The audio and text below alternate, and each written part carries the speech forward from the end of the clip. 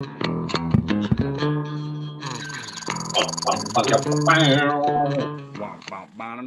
got the Matrix fully loaded in the Matrix. Oh, man, nice to be back at the con in studio in Bend, Oregon, after a quick sojourn to the Bloom. They should just call it the Bloom Festival in the Willamette Valley in the spring. I have never seen more flowers in my life. Well, you could go to, the Southeast, probably find. Oh, Netflix just had numbers. The market doesn't like it. Initial reaction. Guess people aren't watching TV anymore. Oh, ouch. People don't want to go. Holy mother of pearl. Let's take a look at it as it hits. Right back to the profile. Right back to the pivot. 485 trades. We were at 550 coming into the news. Bam! Wait a second. Say that one more time. Look at the chart, my friend. We're back to the balance at 450. We were at 550 coming into the earnings here post market that just hit, and that ain't pretty. We'll give you a little 5 minute if you'd like the 5 minute chart. We wiped them out down here to 480 or so, but just like the point of control said, we're gonna trade down. Holy shit, that's a break.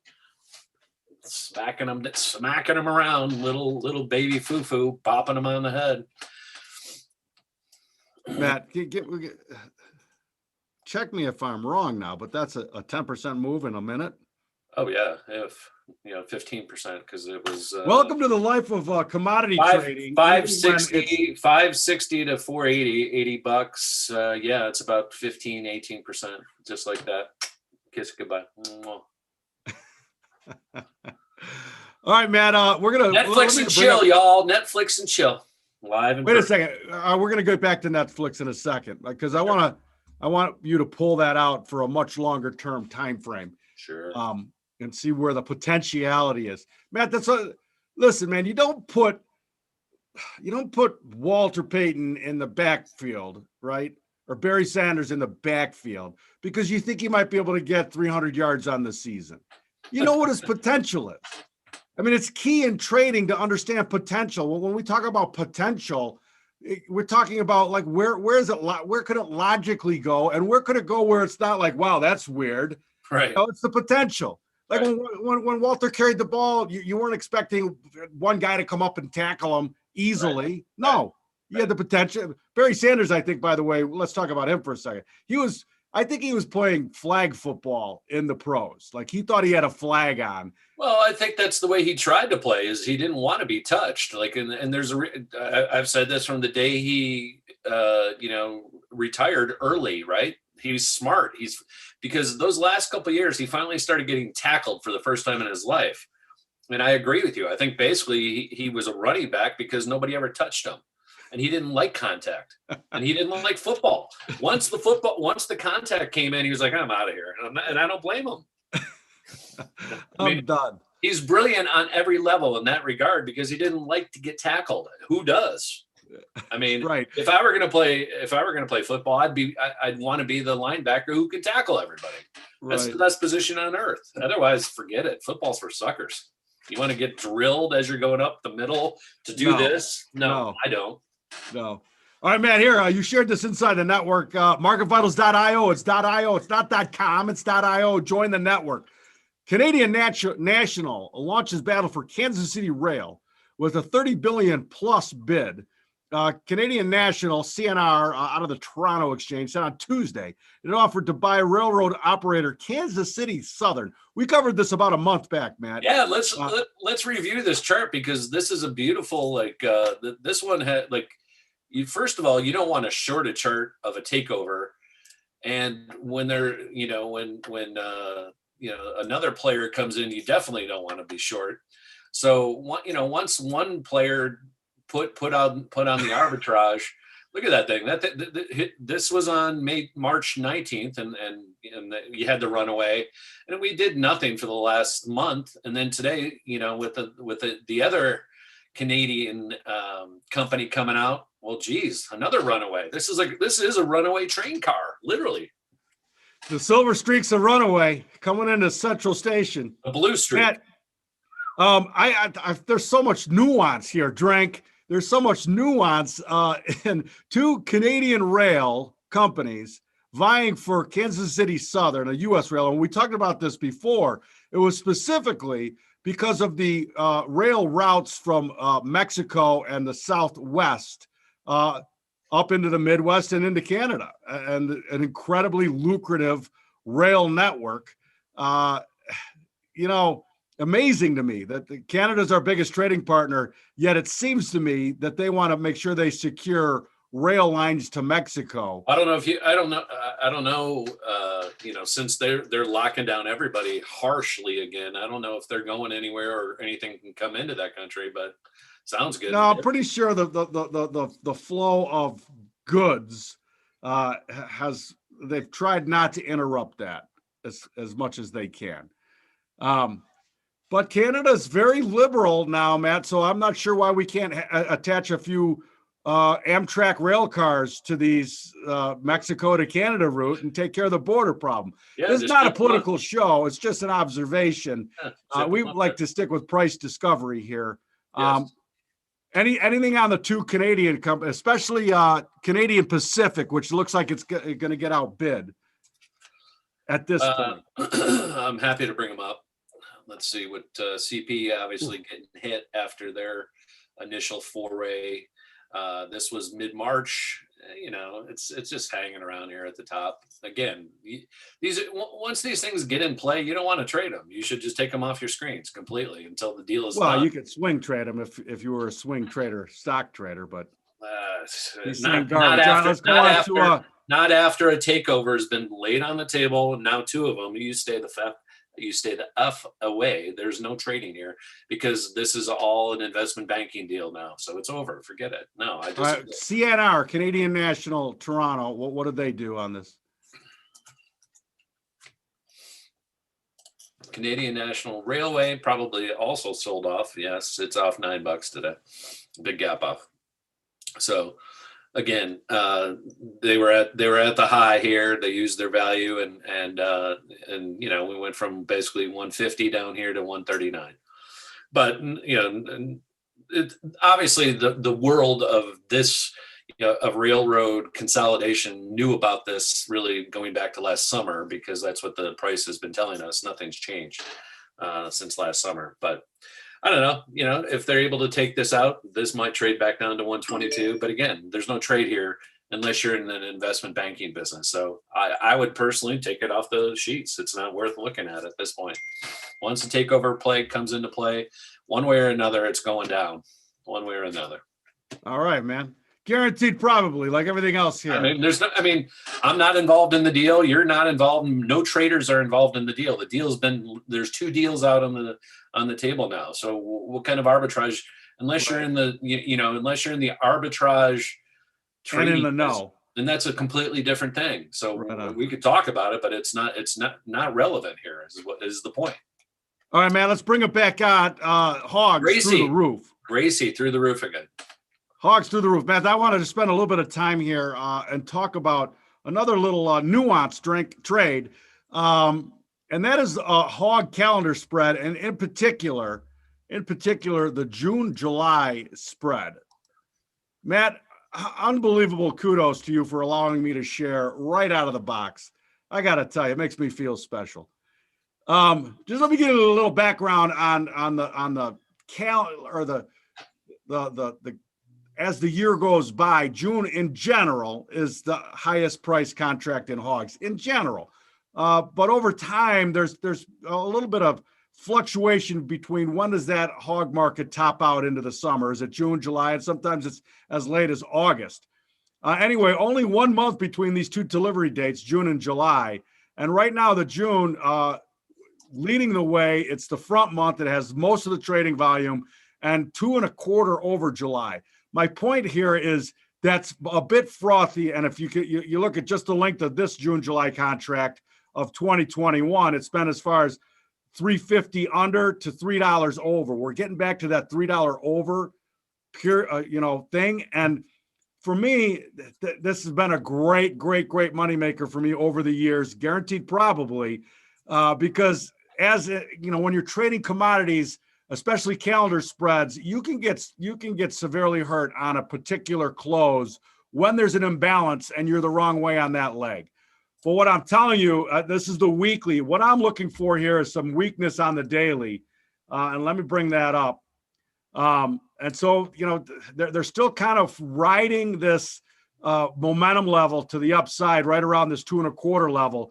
But if they can't make a new high between, and or they go trade $3 and ping that top that they put in before, I really like this trade setup. June, July hog spread, calendar spread at the CME. And it's worked great because, once you get the roll and you start rolling these long positions into July, you're going to have a natural sell June, buy July dynamic that's going to push the spread back towards par.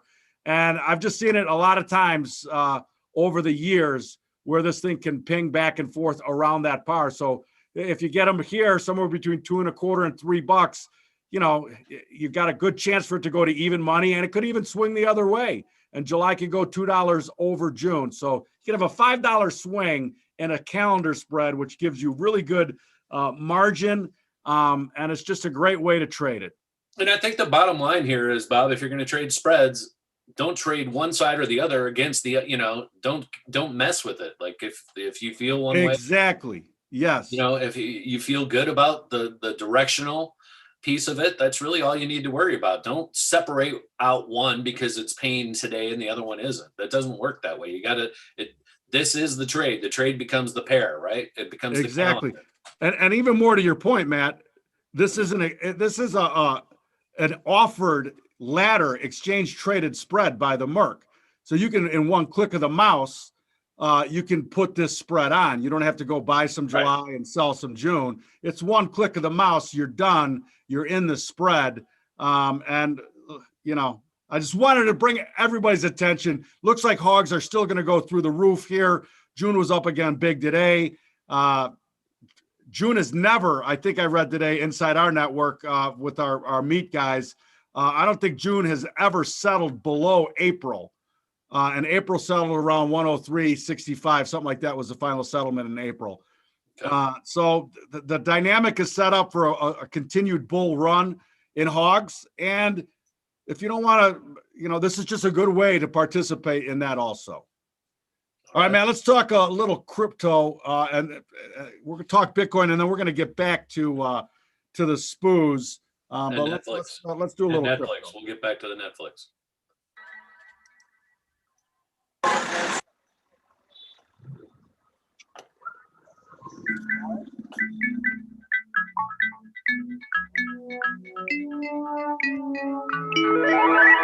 All right, Matt. We call it Crypto After Dark, Matt, because sometimes somebody needs to just speak the truth. There has been so much, I'll call it crypto grandstanding, right? And maybe Bitcoin goes and trades 200,000, but it sure is taking a pause right now.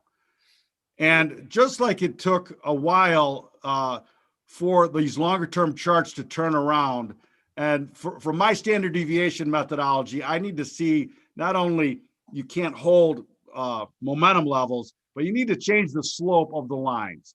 And you know what? Let's jump back into that because we talked about this yesterday, Matt.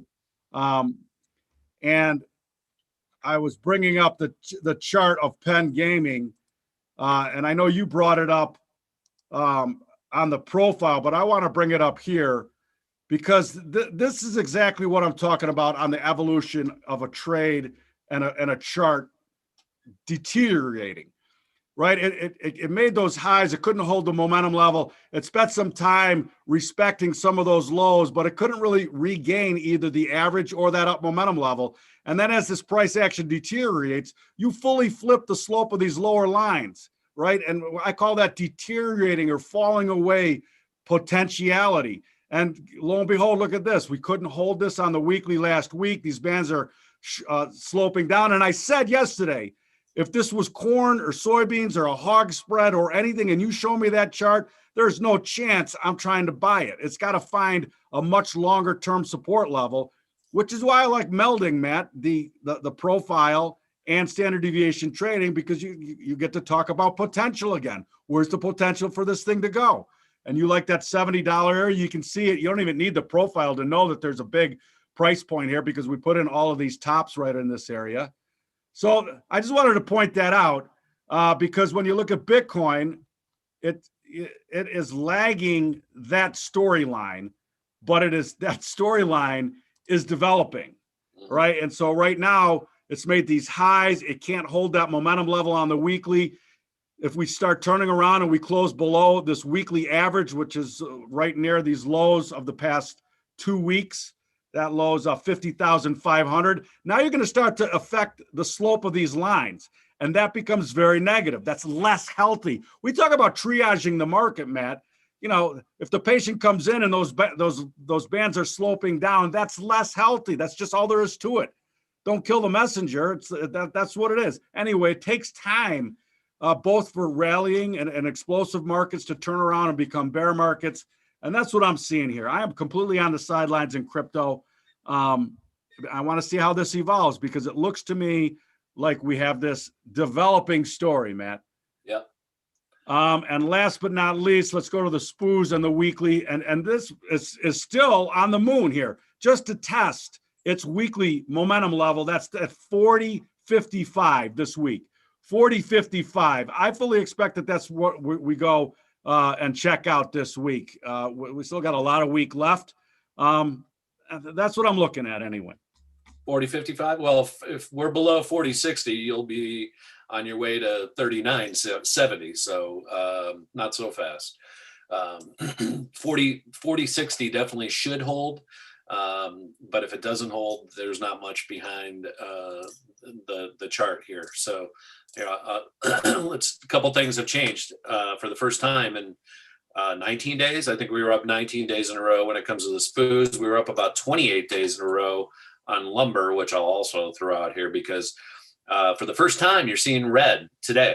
And that, I've been telling you this all week. If we close below 41.50, we finally did it today. We have closed below 41.50. I can say comfortably here at 41.21 into the close. So not a very bullish chart, but you can see there's just two little levels here. One, we're taking out basically, 41.08, and so now we got to test last week's low, which was at 4100. We'll do that probably tomorrow.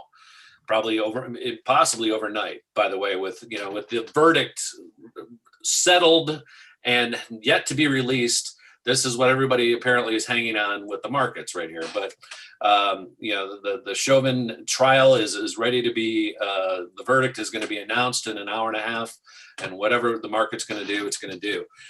That being said, 39.20 is still a major area here. We're going to come back and trade to that level now that we've probably begun this rollover. So now's not the time to be chasing the SPOOs after a 300-point rally that we saw in the last 6 weeks. So you've been warned again. 300 plus points from just here less than a month ago. If you go back to the level here in early March, it was even further. So, we've gone from here, we went up about 12%. Here it's about 9%. Either way, it's pretty frothy. And you're going to start seeing, and I'm going to bring up this Netflix chart again. You're going to start to see names like this pulling the whole market down, apparently. But again, you wanted to look at the longer term picture. Nothing, we're basically playing in this ping pong paddle game of, the top portion of the area here. As long as 470 holds today, it looks okay. But again, I'm not looking to, I wouldn't be buying a 20% haircut overnight. And that's what you're looking at with Netflix. So, and then fractal out even further, because and again, getting back to points of control, you're looking at 365, which is another 25-30% from where we are right now, which is down $60, which is a 10% haircut. So again, Matt, when I look at that, the first thing I see is that big hole there that they're just trying to. Yeah, they're just entering it. They're just entering it, and what it's a pretty easy visual. Like when I look at it right here, not only is that a hole, but you look at all of that price discovery that then will be underwater. Correct. right? So you've got the ceiling now, that was, who knew what the top was? Well, now it's pretty clear the top was 592.33 or so there at the first part of March. And by the way, I said we talk about this. It's interesting how everything, and we talk about this kind of facetiously but seriously, that all assets are one. And lumber, we've been talking about, we just mentioned it yesterday, it made another new high today, but it blew off today. This is the first time it seriously blew off. And you start to see this in the nearer term charts. We took out yesterday's lows and today's lows with the action that you saw here in lumber. That should make you have a big pause, because once these things stop bidding up, they're done, man. They're just, especially commodities, Matt. Yeah. I mean, especially thin commodities like lumber. I mean, there's an old story on the floor about dots, and that's like when you mess with the trading gods, it can go against you 3 limit moves in a row. And again, you had an ATR of nearly $20 a day. So this thing was moving $20 a day, Bob. That means just the width of the day move every day has been, right around 2%. That's insane. And it goes 2% every day. So, I mean, that probably peaked, that peaked. I would bet that just peaked also, your average 2 range. And this thing may, the true range is probably expanded as much as it can. It can't take on any more water. This thing's it's gonna roll over. And again, just the fact that you've had a month like this where you went from 830 to 1380 in frickin' lumber, give me a break. I mean, this is not normal. This is not. I gotta tell you something. There are gonna be a lot if these lumber prices stay where they are at retail. There's going to be a lot of young boys that are. I mean, are we going back to the 1910s when lumber was the prime lumber commodity? Barons, Matt? Yes, we need a lumber baron. I mean, my grandparents and great grandparents were in the lumber business, but it sure wasn't like this in the 70s when I was 10 years old. It was not a fun business. Well, my point is that at these lumber prices, nobody's building a tree fort. Like, Dad, can we build a tree fort? Yeah, let me check no, we can't build the tree fort. That's going to be $600 just to get the 2x4s. No. No chance on the tree fort. Hey, you didn't bring up everybody's darling Doge today. Come on, man, we're still in the segment. All right. Cryptos never sleep. So the cryptos never sleep. We had the little test yesterday, again, getting them all riled up, all the Doge girls and TikTokers and everybody doing their little dances around Doge. It's so exciting. Well, it's flat out done, kids, and you better be running for the exits, because 44 cents is not coming back. Elvis has left the building, and he took a little dog with him. And again, you want to look at some longer term pictures here. This is the depiction of a blow off. Not only did we have the price blow off, but we had no volume in this whole move again. So it's the same thing I keep coming back to, just like we saw in crypto. The volume that you saw, last January is nothing compared to what you're seeing today, or rather was significantly higher than it is today. So the participation levels on these pet rocks is getting less and less. And as these whales that you keep reading about keep shifting their coin, their peas on their plates, and hiding their money from whatever that it is they're hiding, it's interesting. But there's all kinds of the government. Yeah, you know what? I got to tell you, the thing that just pisses me off is that this gets the headlines, right? I think Elon and Mark Cuban, they do a tremendous disservice to the crypto ecosystem when you talk about a pet rock. Hey, it's the only way they can do it, and do it legally. They do it this way. My point is, there's thousands of coins, and there's for sure handfuls of them that are truly trying to disrupt an ecosystem that needs disruption, and cryptography can solve. Yeah. Holy shit. Anyway, it just pisses me off. Let's talk about Dogecoin. Oh yeah, okay. Why don't we talk about H-bar? Well, let's talk about H-bar. Let's talk about H-bar because it's getting back to these are the ones that actually have started to disrupt. Well, you had your sell-off. Again, we probably started talking about it back here when it spiked up to 44 cents. It's just kind of it's in a pocket here, again, 24 to 44, going back here to mid-March. But, again, it looks heavy to me. It looks to me like it still wants to go down to this level at 14, 15 cents, which is another half off sale. So exactly. yeah. But as opposed to Dogecoin, this is actually being deployed. Well, right. It's actually being used. Listen, according to the Doge hounds, the thing is the best thing since butter and dried milk. Apparently, go walk your Doge. All right, go walk your Doge. That's gonna be, man. I just coined it.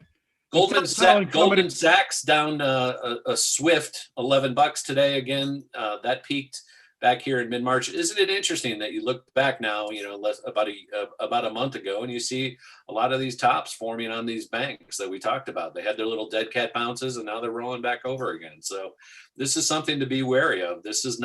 We're just early in the game on the selling. So as you'd like to say, Bob, it takes a while for this stuff to fully play out and roll over. But from a trader's perspective, I can see it clear as day. It's already happened, and I want to be heavily short a lot of these names right now because and also selling on any strength. Yeah, any strength that like you just had this little bump, from 320 to 345. That's a big move. I mean, $25. That's like an 8 or 9% move in 2 days. Why? I don't know. All right, Matt. Google down $8 today. Again, these things have got a long way to go. I mean, we're looking at some, big term, long-term charts. These things have had, these big tech companies are all coming out with their earnings over the next couple weeks. Netflix opened up the FANG earnings today. And again, be careful out there. This stuff is just beginning to get whacked. And there's a whole level below here, as we talked about it. Netflix could easily trade back to 360 or so. I think that's and if you look at this bracket, basically 600 to 460, that's 150. So you break below 450 here, and you're going to trade back to that 300 level that I just said, which gets you right back into here, which is where balance is. So, all right, timing on it, I would say would probably happen in the next 3 to 6 months. Very likely. Pay attention to the balance, Matt. Yep. Well, and this balance right here, that $150 basically got you back to last July. So that's 5 months, and we're into 3.5, 4. So it's played out in 8 or 9 months that we've been chopping around. So it would make sense that in the next 6 to 8 months, we'd come back into this balance. That's what's going to happen. It'll play out by the end of the year. Netflix will trade back to $300. All right, Matt. A fantastic Tuesday afternoon to you. Yep.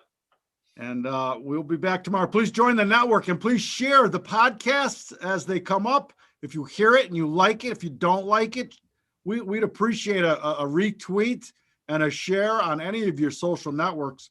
And please join us at the community and add a layer of discipline, and not your own discipline. Maybe ask somebody inside the network what they think about your risk reward setup.